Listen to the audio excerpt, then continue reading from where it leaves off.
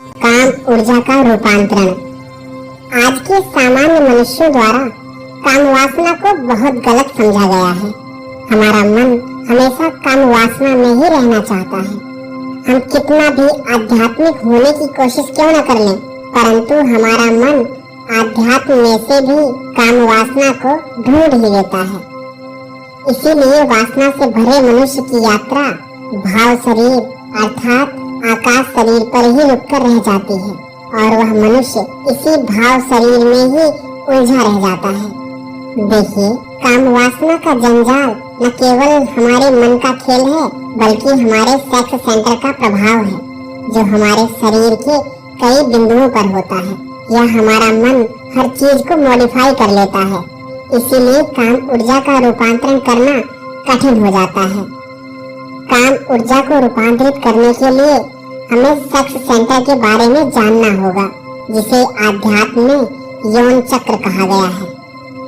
जैसा कि मैंने कहा, हर व्यक्ति के शरीर में एक सेक्स सेंटर होता है, जिसे यौन का चक्र कहते हैं, और इस यौन चक्र के कई पॉइंट्स हैं हमारे इस भौतिक शरीर में। इसीलिए विज्ञान कहता है कि इस भौतिक शरीर में जहाँ जहाँ यौन चक्र के बिंदु हैं, उस जगह पर एरोटिक जोन होता है।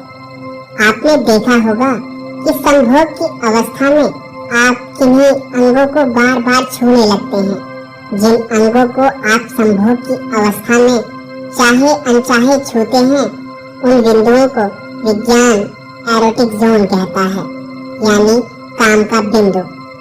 हर यौन चक्र के बिंदु के पास एरोटिक जोन हो जाता है।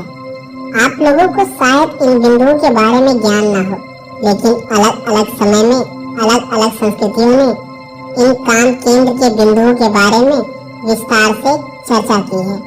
लेकिन आज के इस आधुनिक विज्ञान ने हमारे शरीर के सभी एरोटिक जोन्स यानी काम केंद्र के बिंदुओं को खोज लिया है।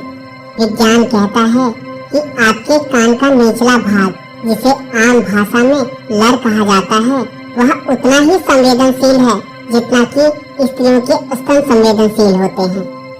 संभोग की अवस्था में व्यक्ति जाने अनजाने इन काम केंद्र के बिंदुओं को छूने लगता है, जिससे उसके अंदर संभोग के प्रति उत्तेजना और बढ़ जाती है।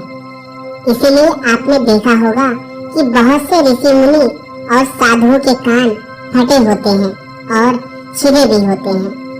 अर्थात यदि किसी साधु के कान फटे हुए हैं या उसके कान छिदे हुए हैं, तो इसका अर्थ यह होता है कि उस साधु ने अपने काम केंद्र के बिंदु के साथ छेड़छाड़ की है, यानी साधु ने यौन के बिंदु को प्रभावित करने की कोशिश की है, जिससे वो और ज्यादा आध्यात्म में उतर सके, वासनाओं से दूर हो सके। क्योंकि ये एरोटिक जोन, ये पॉइंट व्यक्ति को संभोग के प्रति और वासनाओं के प्रति आगे प्रोत्साहित करते हैं। यदि आप महात्मा बुद्ध की फोटो देखें, महावीर की फोटो देखें, तो आप देखेंगे कि उनके कान का निचला हिस्सा बहुत लंबा है और उनके कंधे को छूता है।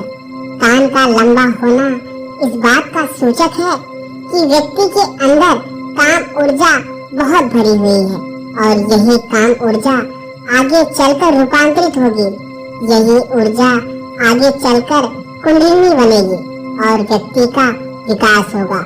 वह अपने आकाश शरीर, जिसे भाव शरीर भी कहते हैं, उससे आगे बढ़कर सूक्ष्म शरीर की ओर गति करता है। वैसे तो मनुष्य के शरीर में बहुत से चक्र हैं, परंतु 7 चक्रों को ही प्रमुख माना गया है और इन सभी चक्रों के इर्द गिर्द बहुत से बिंदु होते हैं। हर चक्र के पास के बिंदु उस चक्र को भली भांति प्रभावित करते हैं। उन बिंदुओं में परिवर्तन करने से व्यक्ति के शरीर में भी बहुत से परिवर्तन आते हैं। इसीलिए मनुष्य को चक्र और चक्र के आसपास के बिंदुओं के बारे में ज्ञान होना चाहिए, तभी वह अपने अंदर असाधारण परिवर्तन कर सकता है। इसीलिए तो आध्यात्म और योग कहते हैं कि मनुष्य के शरीर में सभी संभावनाएं हैं, केवल मनुष्य को उन संभावनाओं पर काम करने की आवश्यकता है। मनुष्य के शरीर के ऐसे बहुत से पॉइंट हैं जो बहुत ही ज्यादा संवेदनशील हैं।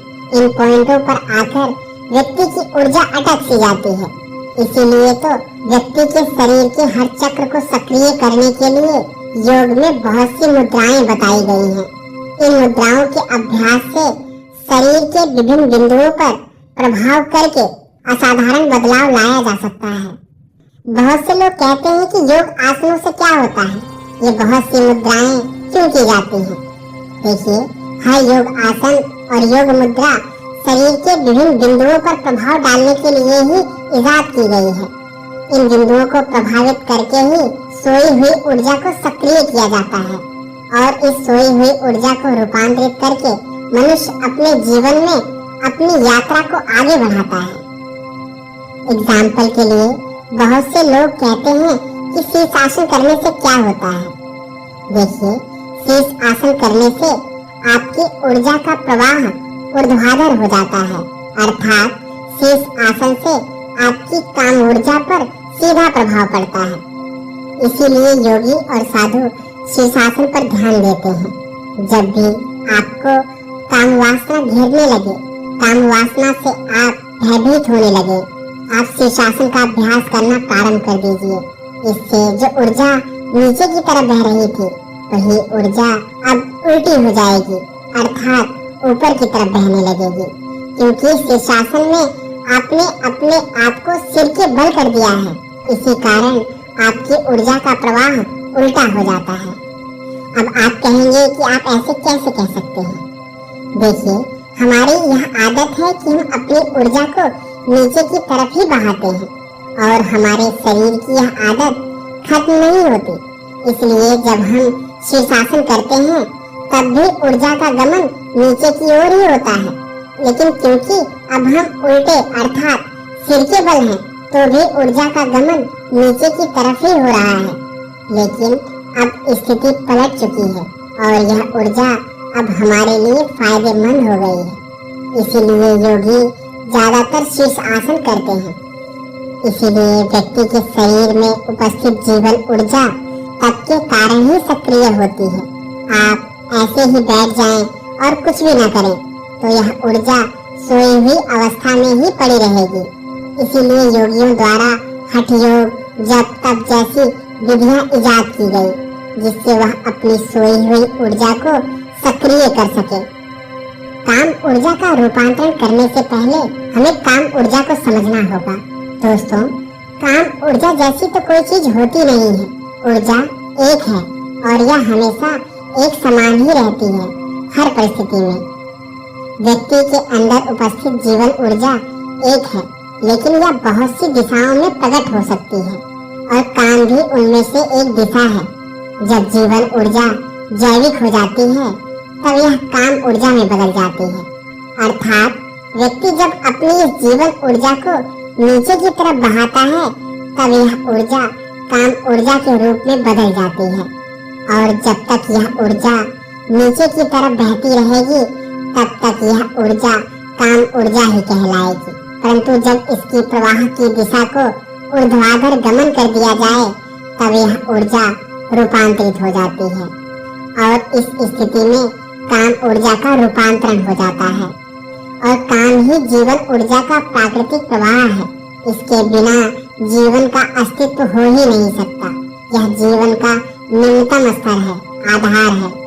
हमारे शरीर में बह रही यह जीवन ऊर्जा तब तक विध्वंसक है जब तक यह नीचे की ओर प्रवाह करती है, अर्थात शरीर से बाहर निकलने की कोशिश करती है। जब तक यह ऊर्जा नीचे की तरफ बहती है तब तक व्यक्ति कामुक रहता है, लालच उसके मन में भरा रहता है, पद प्रतिष्ठा की भावना रखता है। और जब तक व्यक्ति के अंदर इस तरह की भावनाएं रहेंगी तब तक वह आध्यात्मिक हो ही नहीं सकता। व्यक्ति आध्यात्मिक तभी हो सकता है जब वह ऊर्जा को अपने आप में तटस्थ कर दे। अब प्रश्न यह आता है कि काम ऊर्जा का रूपांतरण कैसे करें। चलिए इसके लिए एक प्रयोग करते हैं। जब भी तुम्हारे मन में काम वासना उठे और जब भी तुम्हें लगे कि काम वासना तुम्हें पकड़ रही है, जकड़ रही है, तब तुम्हें डरने की जरूरत नहीं है। केवल शांत होकर बैठ जाओ। जोर से श्वास को बाहर फेंकना शुरू कर दो। श्वास को भीतर नहीं रखना है, क्योंकि जैसे ही तुम श्वास को गहरा भीतर लोगे भीतर जाती यह श्वास काम ऊर्जा को नीचे की ओर धकेल देती है और तुम्हारी यह काम ऊर्जा नीचे की ओर गतिशील हो जाती है। जब भी तुम्हें काम वासना पकड़े तो अपनी सांसों को केवल बाहर फेंको, जितनी फेंक सकते हो। नाभि को भीतर खींचो, पेट को भीतर लो और श्वास को बाहर फेंको, जितनी भी श्वास आप बाहर फेंक सकते हो। धीरे धीरे अभ्यास होने पर तुम संपूर्ण श्वास को बाहर फेंकने में सफल हो सकते हो। जब सारी श्वास बाहर फेंक जाती है तो तुम्हारे पेट और नाभि वैक्यूम हो जाते हैं, या यूं कहें ये शून्य हो जाते हैं। और जहाँ भी कहीं शून्य हो जाता है वहाँ आसपास की ऊर्जा शून्य की तरफ प्रवाहित होने लगती है। शून्य खींचता है क्योंकि प्रकृति शून्य को बर्दाश्त नहीं कर सकती, शून्य को भरती है। ठीक ऐसे जैसे तुम्हारी नाभि के पास शून्य हो जाए तो मूलाधार से ऊर्जा तत्क्षण नाभि की तरफ उठने लगती है और तुम्हें बहुत अच्छा लगेगा जब तुम पहली बार यह अनुभव करोगे। इस स्थिति में तुम पाओगे कि सारा तन एक गहन श्वास से भर गया है। तुम्हें इस अवस्था में एक अलग ही ताजगी महसूस होगी क्योंकि अब ऊर्जा का रूपांतरण शुरू हो चुका है। इस स्थिति में तुम ज्यादा शक्तिशाली महसूस करोगे और तुम्हें ऐसा महसूस होगा जैसे तुम गहरी नींद के बाद उठे हो। एक ताजगी का अनुभव होगा। इसके लिए तुम्हें अलग से समय निकालने की आवश्यकता नहीं है। तुम इसे अपनी दुकान पर बैठ के भी कर सकते हो, तुम इसे कहीं पर कैसे भी कर सकते हो, चलते फिरते कर सकते हो, उठते बैठते कर सकते हो। बस इसके लिए थोड़ा आपको अभ्यास करना होगा और जिस दिन आपने यह अभ्यास कर लिया, समझो आपके अंदर की काम ऊर्जा रूपांतरित हो गई और आप आध्यात्म की ओर अग्रसर होने लगे।